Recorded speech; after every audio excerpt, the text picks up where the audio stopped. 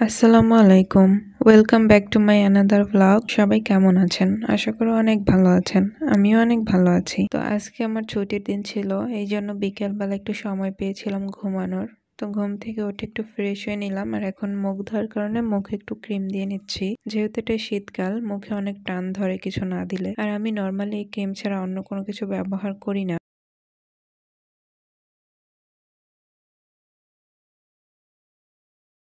তারপর একটু লেপ জেল দিয়ে নিচ্ছি। এটা খুবই ভালো মানের একটা লেপ জেল, কিন্তু দাম খুবই কম রেখেছে আমার থেকে। আর এটা দিলে সাথে সাথে ঠোঁট ফাটা ভালো হয়ে যায়। 2-1 ঘন্টার মধ্যে আপনার ফাটা ঠোঁট একদম নরম হয়ে যাবে আর সুন্দর হয়ে যায়।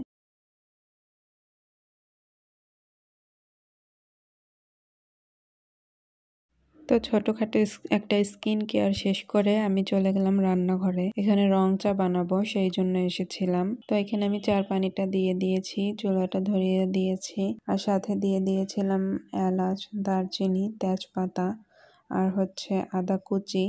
যেহেতু আমি রং চা বানাবো, তো এই সমস্ত মশলা না দিলে ভালো লাগবে না। আর আমি সবসময় এরকম মশলা দিয়ে তারপরে হচ্ছে রং চা বানাই, যাতে সেটা থেকে একটা অন্যরকম ঘ্রাণ আসে আর খেতেও খুব ভালো লাগে। তো চার পানি বসিয়ে দিয়ে আমি চলে যাচ্ছিলাম ছাদে। ছাদে কিছু জামা কাপড় ছিল, আজকে ধুয়েছিলাম, সময় পেয়েছিলাম ধোয়ার, তো সেগুলো আনার জন্য আমি ছাদে চলে যাচ্ছিলাম।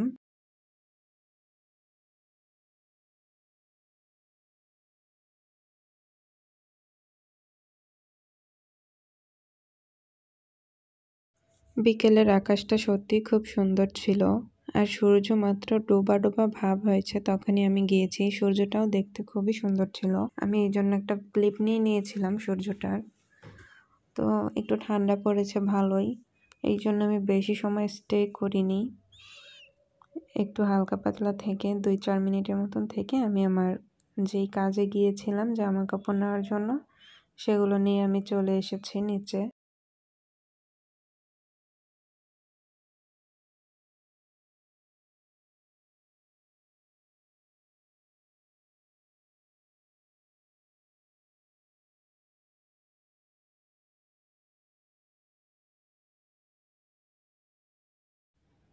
তো নিচে আসতে আসতে এসে দেখলাম যে আমার চায়ের পানি উতলে পড়ছে, পড়ছে বলতে উতলাচ্ছে।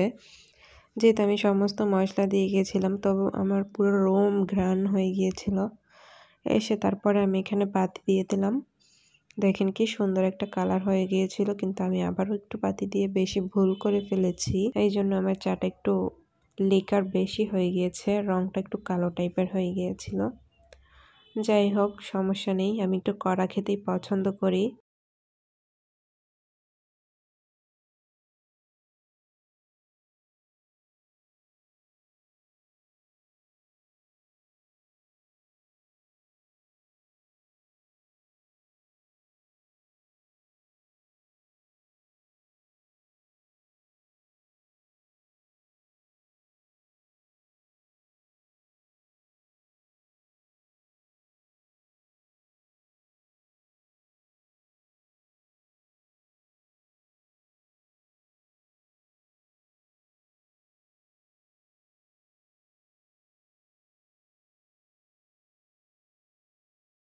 ফাইনালি আমার চা রেডি। তো আমি চা নিয়ে যাচ্ছিলাম বারান্দায়। আমার বারান্দায় আমি কিছু গাছ লাগিয়েছি, যেগুলো দেখাশোনা করা হয় না খুব বেশি একটা। তো ভাবলাম একটু তাদের সাথে দেখা করে আসি, কি অবস্থায় আছে তারা। বারান্দায় যাওয়ার পরে দেখলাম অনেকগুলো গাছেই ফুল ফুটে গিয়েছে, অনেকগুলো মরেও গিয়েছে। আর আমার এই গোলাপটা অনেক বড় হয়ে গিয়েছে।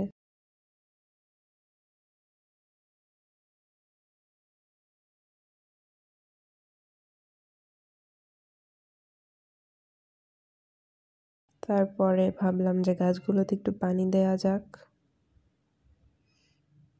চা খেতে খেতে না হয় পানি দেওয়ার কাজটাই সেরে ফেলি।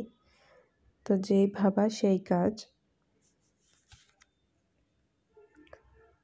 চায়ে চুমুক দিতে দিতেই মনে হলো, না, গাছগুলোকে আগে পানি দিয়ে নিই, তারপরেই বা চা খাই। তো কাপটা রেখেই আমি চলে গেলাম বোতলে করে পানি আনার জন্য। রোদ ওঠে না দেখে আমি গাছে পানিও দেই না, কারণ হচ্ছে গোড়াটা হালকা হালকা কুয়াশা পড়ে আমার বারান্দায়, তো তখন গাছগুলো আর কি ভিজে থাকে, মাটিগুলো ভিজা ভিজা থাকে। আবার রোদ না উঠলে সেটা না শুকালে গোড়াটা পচে যায়, এই জন্য হচ্ছে আমার পানি দেওয়া হয় না।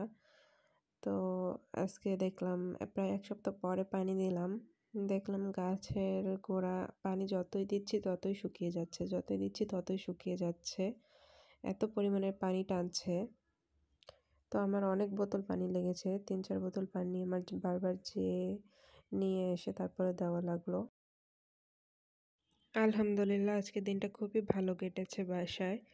তো আপনাদের সাথে আমার দেখা হবে পরবর্তী ভিডিওতে। সবাই ভালো থাকবেন, সুস্থ থাকবেন। আল্লাহ হাফেজ।